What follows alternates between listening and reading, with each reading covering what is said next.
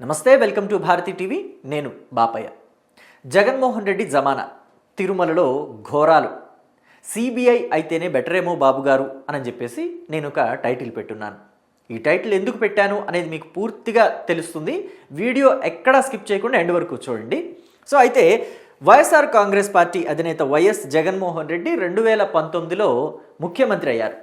ఆ పార్టీ వాళ్ళంతా కూడా, ఆ పార్టీ నాయకులు, కార్యకర్తలు, అభిమానులు అంతా కూడా జగన్మోహన్ రెడ్డి ముఖ్యమంత్రి అవ్వాలని చెప్పేసి మొక్కని దేవుడు లేడు. అయితే చిత్రం ఏంటో తెలుసా? చివరికి జగన్మోహన్ రెడ్డి ముఖ్యమంత్రి అయిన తర్వాత ఆ పార్టీయే దేవుడు నెత్తిన శటకోపం పెట్టింది.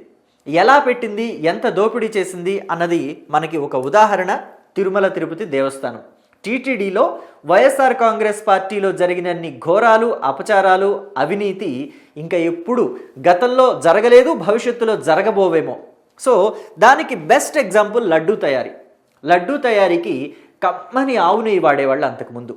జగన్మోహన్ రెడ్డి జమానా వచ్చిన తర్వాత అదంతా పోయింది. టెండర్లు మార్చేశారు. టెండర్లు మార్చేసి అసలు నెయ్యి కాని ఒక నెయ్యిలాగా భ్రమింపజేసే కెమికల్స్ మిశ్రమాన్ని తీసుకొచ్చి లడ్డూల తయారీకి వాడారు. ఇది నేను చెప్తున్న మాట కాదు. కొన్ని కెమికల్స్ మిశ్రమాన్ని నెయ్యిలాగా భ్రమింపజేసే ఒక పదార్థాన్ని తయారు చేసి దాన్ని లడ్డూలకి తయారీకి వాడారని సిట్, సిబిఐ కామన్ దర్యాప్తు తేల్చిన విషయం ఇది. అయితే ఇలా వాడడానికి ఎవరు అనుమతులు ఇచ్చారు? గతంలో ఉన్న అనుమతులు, ఆవు నెయ్యి, కమ్మని ఆవు నెయ్యి సప్లై చేసే ఆ డైరీల్ని, అనుమతుల్ని ఎవరు రద్దు చేశారు? కొత్త వాళ్ళకి టెండర్లు ఎవరిచ్చారు అనే విషయాలు ఇంతవరకు సరిగా తెలియలేదు. నాకు సంబంధం లేదంటే నాకు సంబంధం లేదంటారు అధికారులు, పాలక మండలి. గత పాలక మండలి అంటే వైవి సుబ్బారెడ్డి, లేకపోతే భూమన కరుణాకర్ రెడ్డి, ఇలాంటి వాళ్ళంతా మాకు సంబంధం లేదు, కింది అధికారులు ఏవి కదా వాటిని అన్నింటిని చూసుకునేది అని చెప్పేసి అంటారు. అధికారులు ఏమంటారు? అధికారులను పిలిచి అడిగితే పై వాళ్ళు చెప్పండి, మేమెందుకు మారుస్తాం, మాకెలా ఆ అర్హత ఉంటుంది, మార్చే అర్హత అని చెప్పేసి వాళ్ళు అంటారు. ఒకళ్ళ మీదకు ఒకళ్ళు నెట్టుకుంటున్నారు లడ్డు వ్యవహారంలో. సో కాబట్టి ఫైనల్గా దోషులు ఎవరు తేలాలి అని అంటే ఖచ్చితంగా సిబిఐ ఎంక్వైరీనే జరగాలి అని చెప్పేసి నా ఉద్దేశం. అలాగే మరొక వ్యవహారం పరకామణి. తిరుమల శ్రీవారిని దర్శించుకోవడానికి కోట్లాది మంది భక్తులు వస్తూ ఉంటారు. సో ప్రతిరోజు కూడా మనం వేల సంఖ్యలో భక్తులు వస్తున్నారు, వీకెండ్లో అయితే 1,00,000 దాటింది అని చెప్పేసి కూడా మనం వింటాం. సో అలాంటిది ఆ భక్తులంతా కానుకలు సమర్పిస్తారు. వాళ్ళలో విదేశాల నుంచి కూడా భక్తులు వస్తూ ఉంటారు. వాళ్ళు విదేశీ డాలర్లు కూడా వేస్తుంటారు. ఆ విదేశీ డాలర్లు కౌంట్ చేసే ఒక వ్యక్తి, రవికుమార్ అనే వ్యక్తి, ఆ డాలర్లు నొక్కేసి తీసుకువెళ్ళటం మొదలుపెట్టాడు. అయితే ఒకానొక రోజు సీసీ కెమెరాల్లో పట్టుబడ్డాడు. మరి పట్టుబడితే అతడిని జైలుకు పంపించి అతడి ఆస్తులన్నీ జప్తు చేయించి చట్ట ప్రకారంగా వాటిని టీటీడీకి రాయించాలి. కానీ గత పాలకులు ఏం చేశారంటే అతడి దగ్గరున్న ఆస్తుల్లో చాలా వరకు వాళ్లే నొక్కేసి ఏదో ఒక 14-15 కోట్లు మాత్రమే టీటీడీకి రవికుమార్ దానం ఇచ్చినట్టుగా రాయించారు.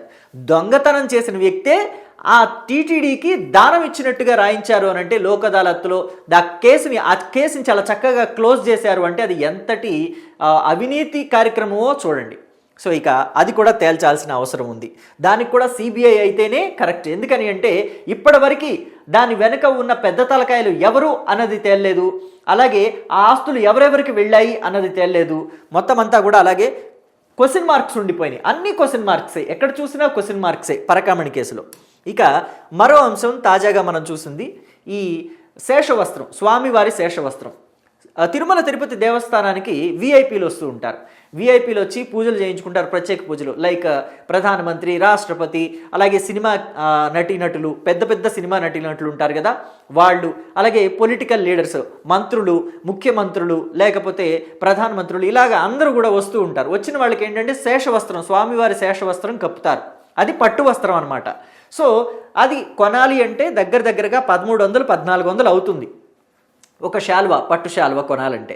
సో దాన్ని ఏంటి గత పాలకులు ఒక 350కి 450కి దొరికే సిల్క్ శాలువాలను తీసుకొచ్చేసి వాటినే పట్టు శాలువాలు అని చెప్పేసి వచ్చిన విఐపీలందరికీ కప్పేసి ఆ మిగతా డబ్బులంతా వీళ్ళు నొక్కేశారు. మొత్తం మీద గత 5 ఏళ్లలో చూసుకుంటే కనుక ఈ సిల్క్ శాలువాల వ్యవహారంలోనే, అంటే పట్టు శాలువాలు అని చెప్పి నమ్మించి సిల్క్ శాలువాలు కప్పి పంపించారు కదా, వాటిల్లో దోచుకునేదే ఒక 50 కోట్లు ఉంటుందట. సో ఇది కూడా మరి సిబిఐకి ఇస్తే బెటర్ ఏమో అని చెప్పేసి పబ్లిక్ నుంచే వస్తున్న డిమాండ్. ఇక తాజాగా లేటెస్ట్గా బయటపడిన అంశం ఏంటంటే ఇది మనకి గోవిందరాజుల స్వామి గుడి ఉంటుంది కదా తిరుపతిలో, రైల్వే స్టేషన్కి దగ్గరే గోవిందరాజస్వామి ఆలయం.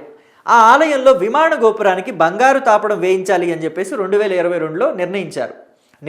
బంగారు తాపడం వేయించడం అనేది పెద్ద సమస్యే కాదు.